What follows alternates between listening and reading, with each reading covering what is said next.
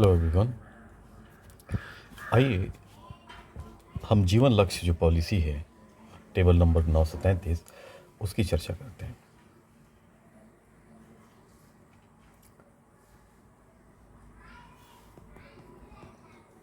जीवन लक्ष्य,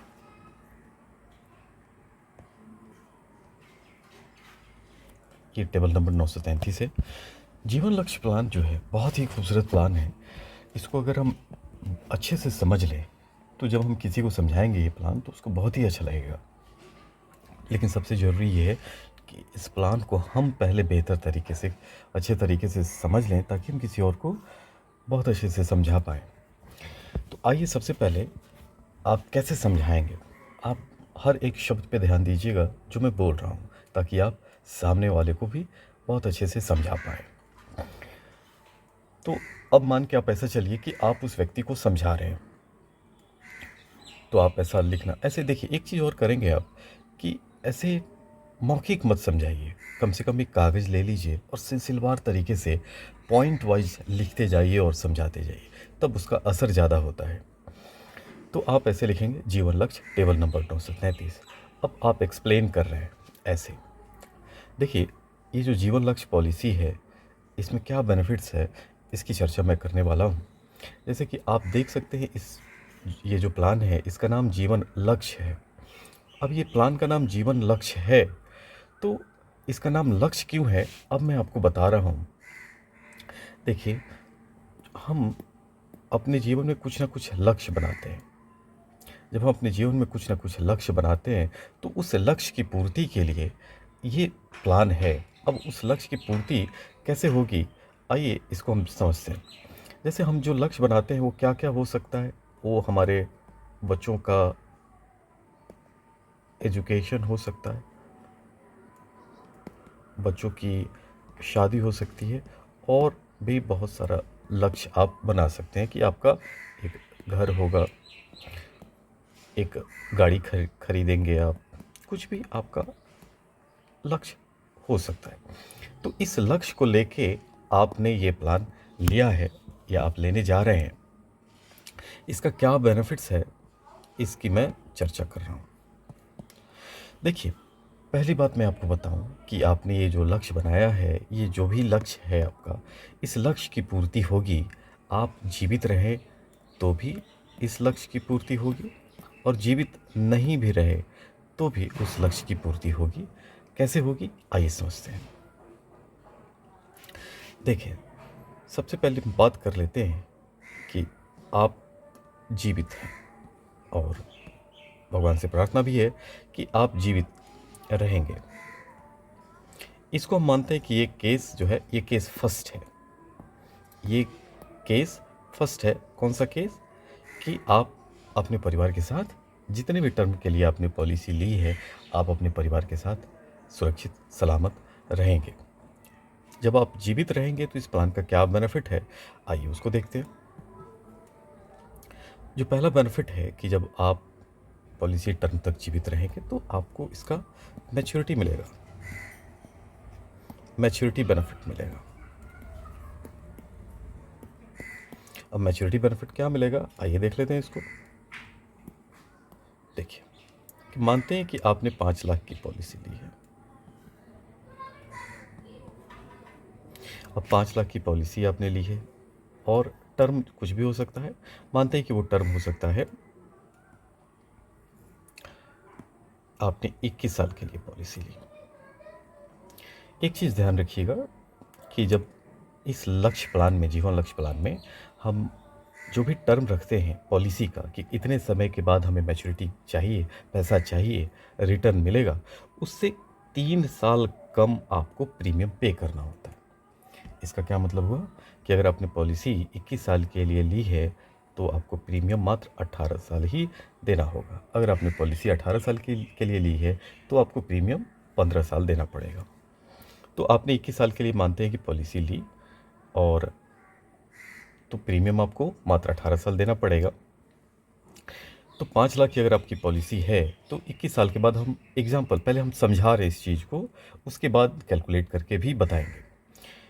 5 लाख की पॉलिसी आप लेते हैं, 21 साल के लिए लेते हैं, 18 साल आपने प्रीमियम दिया। मान के चलते हैं कि आपको उस समय मैच्योरिटी 11 लाख मिल रहा है। ये मैच्योरिटी का जो अमाउंट मिला आपको 11 लाख रुपए, ये मैच्योरिटी बेनिफिट आपको मिला कब मिला? जब आप जीवित हैं, अपने परिवार के साथ हैं। तो पहला बेनिफिट कि जब आप जीवित हैं 21 साल तक, तो आपके हाथ में ये मैच्योरिटी का बेनिफिट मिला। तो ये जो जो बेनिफिट मिला आपको, तो इससे आपने अपना लक्ष्य पूरा किया। जो भी आपका लक्ष्य था, एजुकेशन था, घर बनवाना था, बच्चों की शादी का था, तो आपने उस लक्ष्य को स्वयं पूरा किया जब आप अपने परिवार के साथ सलामत रहे। तो पहला बेनिफिट तो इस प्लान का ये हुआ कि जब आप सही सलामत रहेंगे तो आपको इसका बेनिफिट मिलेगा और आप स्वयं इस जो आपने लक्ष्य लिया हुआ था पॉलिसी के दौरान, उस लक्ष्य की पूर्ति आप करेंगे। अब हम दूसरे केस की बात करते हैं। दूसरा केस क्या हो सकता है कि मानते हैं कि जब जो आपने पॉलिसी ली है, इसके आप परिवार का साथ छोड़ के चले जाते हैं। तो जब हम बात करेंगे दूसरे केस की, इसको हम नाम देते हैं केस सेकंड। ये केस सेकंड है कि जब आप जीवित नहीं रहे, किसी के साथ कभी भी कुछ भी हो सकता है।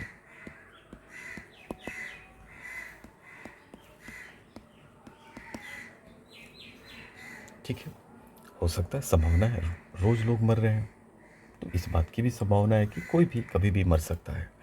तो अगर आप जीवित नहीं रहते हैं तो आपने वो जो लक्ष्य लिया था, उस लक्ष्य की पूर्ति फिर कैसे होगी? तो देखें, ये जीवन लक्ष्य प्लान है और शुरुआत में ही मैंने आपको बताया कि उस लक्ष्य की पूर्ति होगी आप जीवित रहेंगे तब भी और जीवित नहीं रहेंगे तब भी। जब आप जीवित रहेंगे तो उसका मैंने बताया कि इस तरीके से लक्ष्य की पूर्ति होगी। जो भी प्रीमियम आएगा, मानते हैं कि प्रीमियम आ रहा है 30,000 रुपये, तो उस 30,000 रुपये का जो प्रीमियम था ईयरली, आपने 18 साल दिया और आपको मैच्योरिटी के रूप में आपको 11 लाख रुपए मिला। और दूसरा केस ये कि अगर जीवित नहीं रहते हैं तो क्या होगा?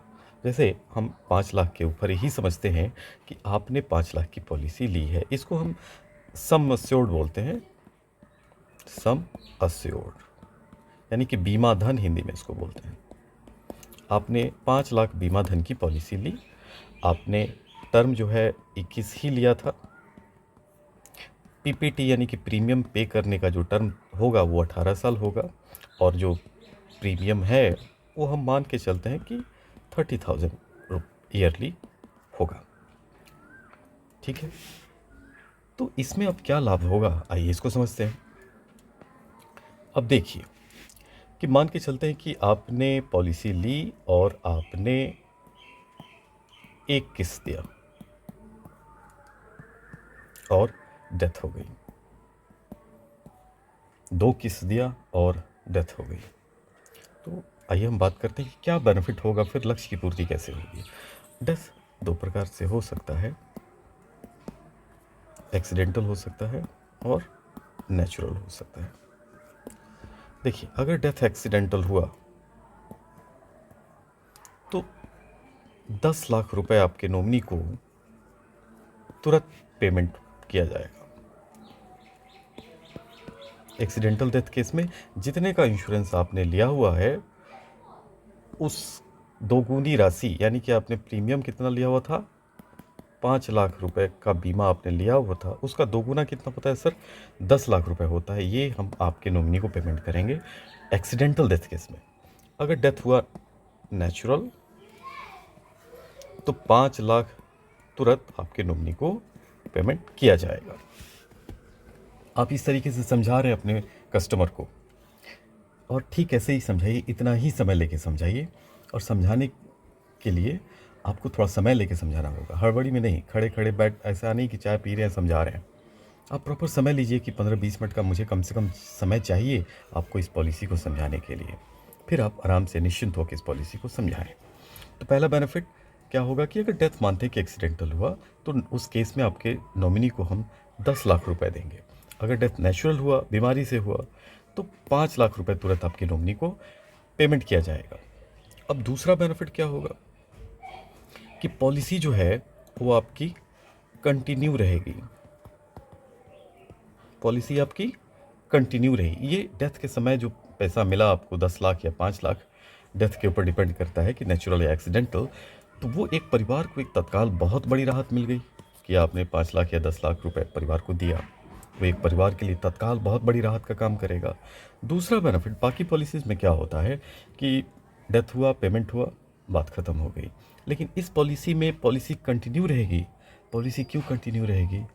सिंपल सा आंसर है इसका, क्योंकि अभी जिस लक्ष्य को लेके आपने पॉलिसी ली थी वो लक्ष्य आपका पूरा नहीं हुआ है। जब लक्ष्य आपका पूरा नहीं हुआ है तो पॉलिसी भी बंद नहीं होगी, पॉलिसी कंटिन्यू रहेगी। ये दूसरा बेनिफिट है इस प्लान का। फिर तीसरा बेनिफिट क्या है? आप सोचेंगे कि पॉलिसी तो कंटिन्यू है लेकिन प्रीमियम देने वाला आदमी तो नहीं रहा, ये 30,000 रुपये ईयरली कौन भरेगा? तो ये जो प्रीमियम है ये क्या हो जाएगा? वेव हो जाएगा, यानी कि माफ़ हो जाएगा। आपको प्रीमियम की भी चिंता नहीं करनी है, ये प्रीमियम माफ़ हो गया। मानते हैं कि आपको प्रीमियम 18 साल देना था ना, आपने 1 किस्त दिया, 2 किस्त दिया, या जो जितना भी किस्त दिया आपने, और डेथ हो गया, तो जो भी किस्त बाकी है, जैसे माना कि 1 किस्त देने के बाद डेथ हो गया, तो आगे का 17 किस्त जो है प्रीमियम वो माफ़ हो जाएगा। 2 साल के बाद डेथ हुआ तो आगे का 16 किस्त माफ़ हो गया। आपने 3 बार पेमेंट किया ईयरली और डेथ हो गया, तो उस तरीके से 15 किस्त आपका आगे का माफ़ हो जाएगा।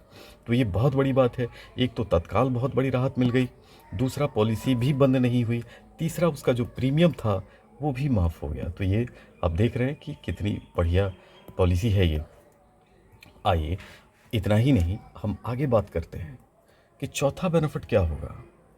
चौथा बेनिफिट ये होगा कि आपने जो पॉलिसी ली हुई है जितने की, यानी कि आपने पॉलिसी कितने की ली हुई है? 5 लाख की पॉलिसी आपने ली हुई है। इसका 10% यानी कि सम अस्योर्ड का 10% एवरी ईयर नॉमिनी को पे किया जाएगा। अब सोच के देखें कि 5 लाख की पॉलिसी है, 10% इसका कितना होगा? 50,000 रुपये होगा। ये ईयरली मिलता रहेगा। इन सारे बेनिफिट्स को जो ऊपर मैंने बताया उसके अलावा ये 50,000 रुपये ईयरली मिलता रहेगा। कब तक? पॉलिसी के टर्म तक, पीपीटी तक नहीं, पॉलिसी के टर्म तक। यानी कि पॉलिसी अगर 21 साल की है, अगर मानते हैं कि डेथ हो गया 1 साल के बाद, तो आगे 20 साल तक 50,000 रुपये पेमेंट मिलता रहेगा नॉमिनी को। समझ रहे हैं ये कितनी बड़ी बात है? एक तो तत्काल परिवार को ये पैसा मिल गया, 10 लाख या 5 लाख, परिवार को एक बहुत बड़ी राहत मिली उस समय। पॉलिसी कंटिन्यू भी रही, प्रीमियम भी माफ़ हो गया, और ये एक तरीके से समझे परिवार के भरण पोषण के लिए ये 10% जितने की भी पॉलिसी हो, इस केस में 50,000 रुपये हर साल परिवार को मिलता रहेगा पॉलिसी के टर्म तक। यानी कि जितना समय अभी पॉलिसी में बाकी है उतने समय तक ये 10% यानी कि 50,000 रुपये मिलता रहेगा। इतना ही नहीं, आगे बढ़िए, 5वां बेनिफिट समझिए। जब पॉलिसी का मैच्योरिटी का साल आएगा, इस केस में क्या है? 21वां साल जो जब आएगा, तो मैच्योरिटी में जो 11 लाख रुपए जिंदा रहते आपको मिलता, वो आपके परिवार को पेमेंट एक बार फिर से मिल जाएगा। बात समझ में आई? ये मैच्योरिटी अमाउंट 21वें साल आपके नॉमिनी को फिर से का मतलब ये सारा बेनिफिट लेते हुए, यानी कि एक्सीडेंटल डेथ केस में 10 लाख मिला या नेचुरल में 5 लाख मिला, ये पहला बेनिफिट मिला। हम ये सेकंड केस की बात कर रहे हैं। पहला केस तो मैंने बताया, एक बार इसको मैं समराइज कर दूं कि जब आप जीवित रहे तो आपके हाथ में 11 लाख मिला, आपने अपना लक्ष्य पूरा किया, पॉलिसी ख़त्म, बात ख़त्म। दूसरा केस जो है कि अगर आप जीवित नहीं रहे तो क्या होगा, उसका बेनिफिट मैं बता रहा हूँ आपको। कि पहला बेनिफिट ये होगा साहब कि अगर डेथ एक्सीडेंटल हुआ तो जितने का इंश्योरेंस है उसका दोगुना 10 लाख मिलेगा आपको। नेचुरल डेथ हुआ तो 5 लाख मिलेगा। पॉलिसी कंटिन्यू रहेगी आपकी। तीसरा बेनिफिट, उसका प्रीमियम भी नहीं देना पड़ेगा आपको। चौथा बेनिफिट, 10% हर साल 50,000 रुपये पॉलिसी के साल तक आपको मिलता रहेगा, यानी कि आपके परिवार को। और लक्ष्य पूरा करने के लिए ये 11 लाख की जो राशि है आपके नॉमिनी को पेमेंट भी किया जाएगा। तो ये है जीवन लक्ष्य। मेरा ख्याल है आपने अच्छे से समझ लिया होगा इसको। एक चीज़ और इसमें मैं जोड़ दूं ये जो जीवन लक्ष्य जो प्लान है, इसको कन्यादान पॉलिसी भी कहते हैं। आपको अगर कोई पूछे कि कन्यादान पॉलिसी एलआईसी में कौन सा है, तो आप ऐसा नहीं कहेंगे कि अरे ये तो ऐसी कोई पॉलिसी एलआईसी में नहीं है। इसी को कन्यादान पॉलिसी भी हम कहते हैं। तो कन्यादान पॉलिसी कैसे हुआ? लोग पूछेंगे फिर ये कन्यादान कैसे हुआ? तो इसमें शादी का है ना, उनको इस हिसाब से समझाइए कि अगर आप अपनी बेटी की शादी के लिए अगर एक पॉलिसी रहते हैं, तो जीवित रहेंगे तो पैसा आपको मिलेगा, आप अपनी बेटी की शादी करिए। अगर आप जीवित नहीं रहेंगे तो ये सारा बेनिफिट उनको बताइए कि ये सारा बेनिफिट मिलेगा, और शादी के लिए ये अमाउंट भी आपके परिवार को मिल जाएगा। तो इस तरीके से आपका लक्ष्य पूरा हो जाएगा। अब इसको हम कैसे देखेंगे? आइए हम इसको ऐप के माध्यम से देखते हैं। जो एलआईसी का ऐप है, ऐप में जाइए, ये प्लान आप देखें यहाँ पे है जीवन लक्ष्य 933, इसको क्लिक करिए। ये चूँकि बच्चों के लिए पॉलिसी नहीं है, ये जो एडल्ट है, वयस्क आदमी है, वही ले सकता है। हाँ, बच्चों के फ्यूचर के लिए ले सकते हैं आप। मानते हैं कि कोई व्यक्ति जिनकी उम्र 30 साल है तो 30 डालेंगे। टर्म 13 से 25 के बीच में आप रख सकते हैं। हम 21 साल देते हैं। आप कुछ भी रख सकते हैं। आप कोशिश करें कि टर्म जो भी हो 16 साल से ऊपर ही दें किसी को आप। सम अस्योर्ड 5 लाख आपने दिया। एक चीज़ आप ज़रूर इस जीवन लक्ष्य पॉलिसी को देते समय ध्यान रखेंगे कि आप टर्म राइडर सम अस्योर्ड डालने के बाद टर्म राइडर ज़रूर क्लिक करेंगे। इसका क्या बेनिफिट होगा, मैं कभी फिर आपसे मिलूँगा या आप पर्सनली बात करेंगे इस बारे में, तो एक्सप्लेन करूँगा, क्योंकि अगर इस चीज़ को भी मैं यहाँ बताने लगूँ तो ये वीडियो बड़ा लंबा हो जाएगा। बस करना ये है आपको कि सम अस्योर्ड डालने के बाद टर्म राइडर ज़रूर क्लिक करें। उसके बाद मैच्योरिटी क्लिक करें ताकि आप बता सकें कि मैच्योरिटी क्या मिलेगा, और टोटल अप्रॉक्सीमेट पेड प्रीमियम उस व्यक्ति ने, यानी कि पॉलिसी होल्डर ने एलआईसी में कितना पैसा जमा किया, उसके लिए आप इसको टिक करें। फिर आप कर लें कैलकुलेट। आप देख सकते हैं यहाँ पे कि एज 30,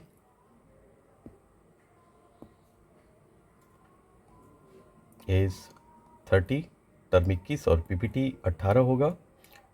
5 लाख की पॉलिसी है, एक्सीडेंटल बेनिफिट 5 लाख का है, और इसमें देखिए 28,000 प्रीमियम आ रहा है, यानी कि टोटल 18 बार देना है ना, तो एक बार 28,558 देंगे और बाकी 17 बार ये प्रीमियम देंगे। अगर कोई हाफ ईयरली लेता है तो ये 2 बार देगा और बाकी ये 34 बार देगा। तो आपने 5,03,589 रुपये जमा किए और 21वें साल आपको ये सब जोड़ते हुए 10,33,000 का ये मैच्योरिटी अमाउंट आपको मिल रहा है।